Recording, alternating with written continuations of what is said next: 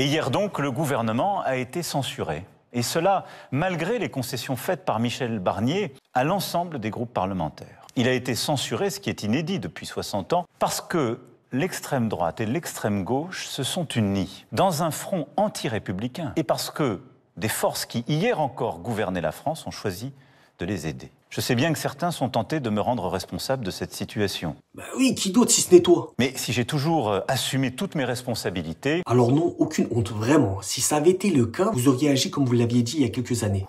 La réalité, si on allait au bout de la logique, c'est que le président de la République ne devrait pas pouvoir rester s'il avait un vrai désaveu en termes de majorité. En tout cas, c'est l'idée que je m'en fais et qui est la seule qui peut accompagner le fait d'assumer les fonctions qui vont avec. Le président de la République ne devrait pas pouvoir rester s'il avait un vrai désaveu en termes de majorité. Eh bien, Emmanuel Macron devrait assumer ses propos et démissionner. Mais bon, comme souvent avec les hommes politiques, et particulièrement avec Macron, ses déclarations sont creuses et dépourvues de réel engagement. Je n'assumerai jamais l'irresponsabilité des autres. Mais qui a dissous l'Assemblée? N'était-ce pas un acte inconsidéré, un acte irresponsable? Eh bien si, et maintenant c'est le retour de bâton. Je n'assumerai jamais... Moi au final je m'en doutais. Pourquoi ces députés ont-ils agi ainsi?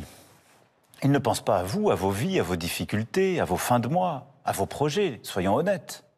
Ils ne pensent qu'à une seule chose, à l'élection présidentielle. C'est vrai que Macron, en 2 mandats, a très bien pensé à nous. Heureusement qu'Emmanuel Macron, lui, pense exclusivement à nos fins de mois et à nos difficultés, à nos problèmes. C'est sûrement pour ça que beaucoup sont déjà à découvert le 5 du mois. Bon, assez de Macron, c'est l'hôpital qui se fout de la charité. Si vous voulez un résumé de l'allocution, on peut le définir en une image. Voilà, c'est celle-là.